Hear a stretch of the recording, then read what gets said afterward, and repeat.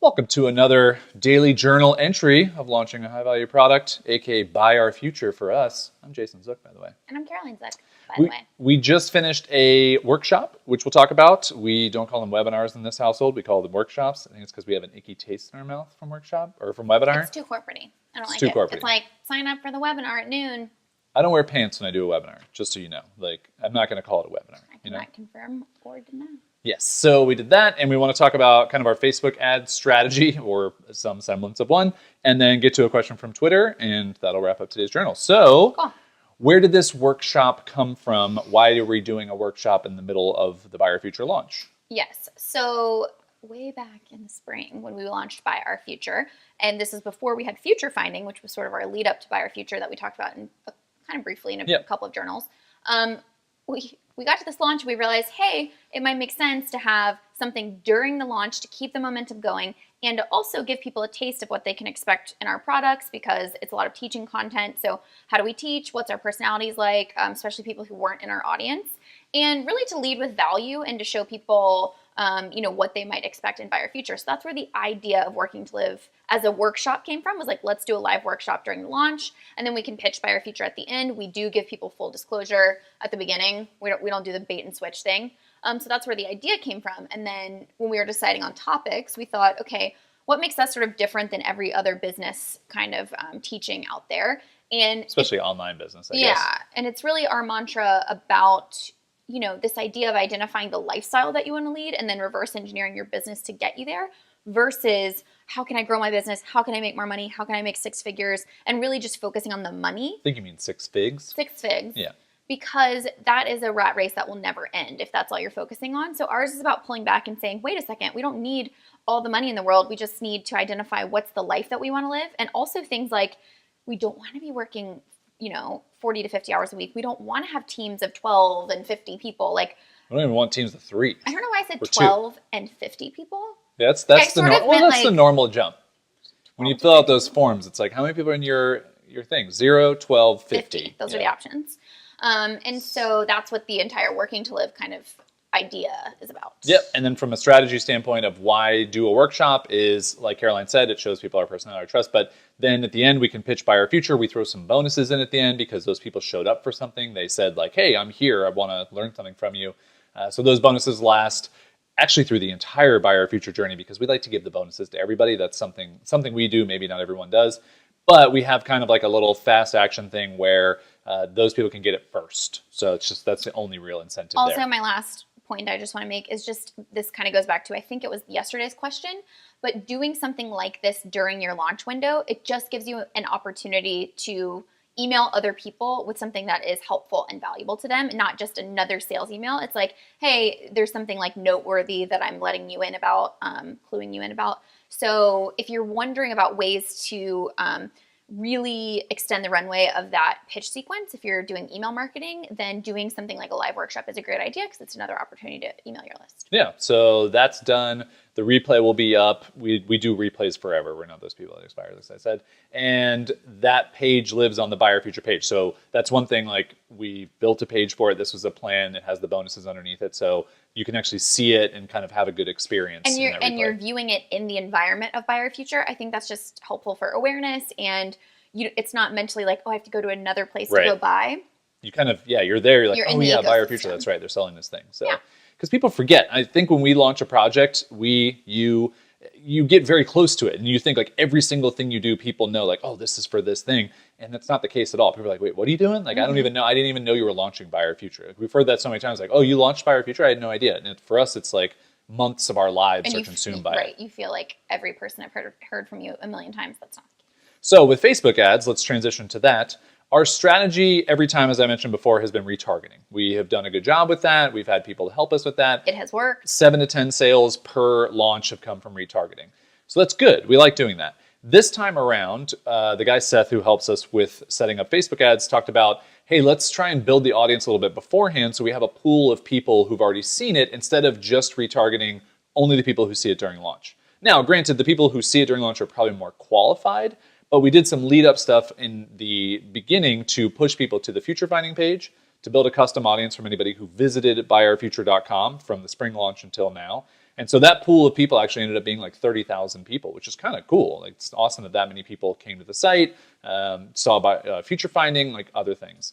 And so, yeah, we have that pool, and that'll be going forward, and we'll just be retargeting to those people. And then we're also doing some little stuff like boosting posts Caroline's writing on my Facebook page. And then we just started messing around with some Instagram stuff as well. So like I made this silly little swipe video with some testimonials from BuyOurFuture buyers and promoted that just to see would that drive people. And I think I spent $75 to get, I think it's still going. It has like 6 more hours to go, but it was like 12 clicks last I look. I don't know if that's good or bad. I mean, it's selling a high value product. So those 12 people, if one person buys, I just paid $75 to make $2,000. That's kind of our entire ad strategy is just, we only get, a small amount of chances to test things. So we like to experiment. We like to see how things go. We really have this sort of awareness approach, just the belief that for a high value product, you need to have so many touch points. You need to sort of be in their consciousness, in their bubble for that, time period, the 2 weeks. Knowing that a lot of people are probably going to be retargeted in the final 3 days, and that's where the majority of the sales are going to come from.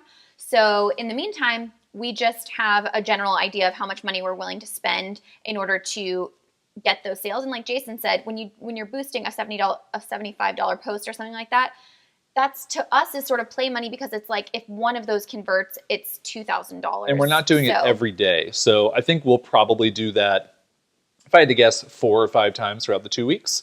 So we'll see how it goes.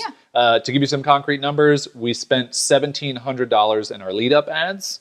And then our goal is to spend around $2,000 to $3,000 during for retargeting, for generating traffic to BuyOurFuture, just as a whole scope, including our promoted posts. So in total, let's say we spend $5,000 total. We essentially need 2 sales to make that effort profitable, not necessarily totally profitable, but that would at least break even or more. So I think we'll get more than that. We average 7 to 10. So if we hit 7 to 10, we're still doing great. We just wanted to see if we could eke out a little bit more from Facebook through trying some different things.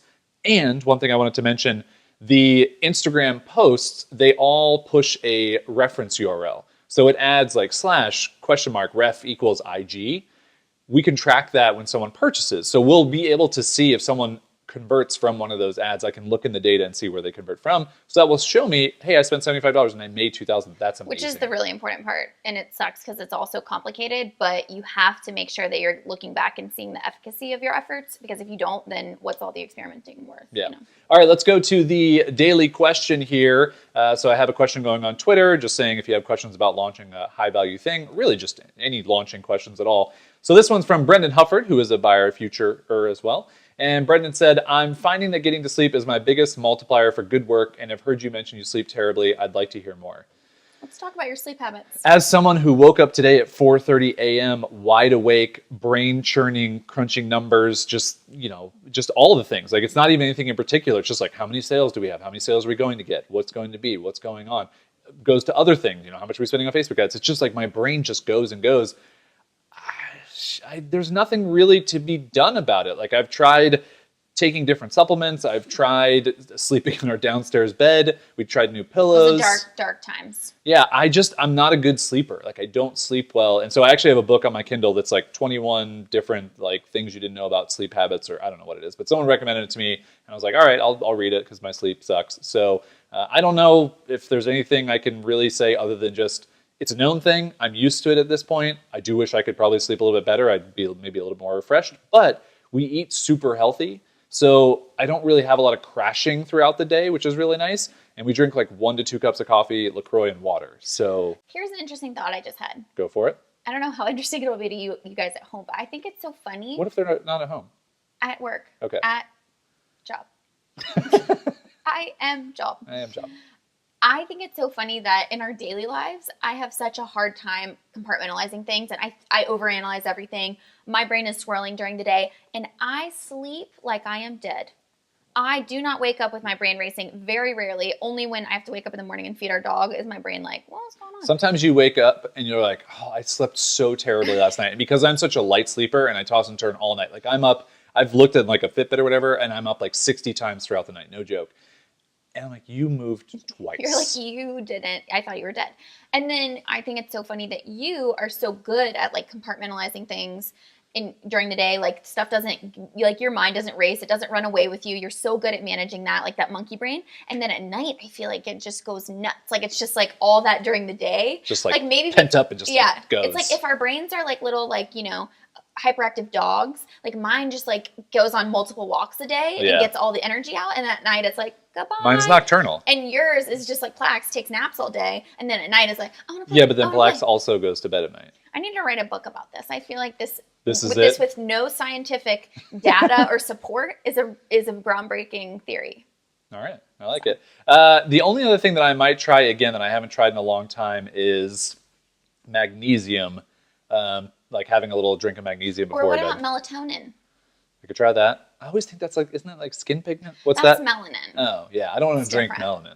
That's gross. Don't drink people's skin. Anyway, so yeah, I just, Brendan, to really, get to the heart of your question, I just push through, I guess. And I think that is interesting, Brendan, that you find that getting sleep is your biggest multiplier, as you say, which... Congratulations. Yeah, because I'm the same way. If I don't get... I need a lot of sleep, actually. I need like definitely 8 hours, but 9 hours is like my sweet spot. If I get that, if I get less than that, like even just 7 hours, I drag the entire day. Like I have a really hard time, and I'm cranky and it's gnarly. So it really makes a difference. Lucky for me, once I'm up, I'm up. Yeah. So like I don't get tired throughout the day. I don't go have to naps. What if you really tried to nap?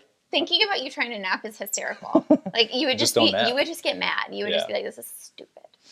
Okay, well, good question, Brendan. I like that one. If you guys have any questions about this, just the launch process in general, anything that's going on, ask them. Happy to answer anything. In the comments or on Twitter. That link is below this if you want to talk about that. Oh, I didn't have anything to link to. I get so bummed that I don't have anything to link to. I know. All right. Well, go check out BuyOurFuture if you want to learn more, and come back tomorrow for another journal. Link to your favorite GIF below. Okay. That's a hard choice. I know.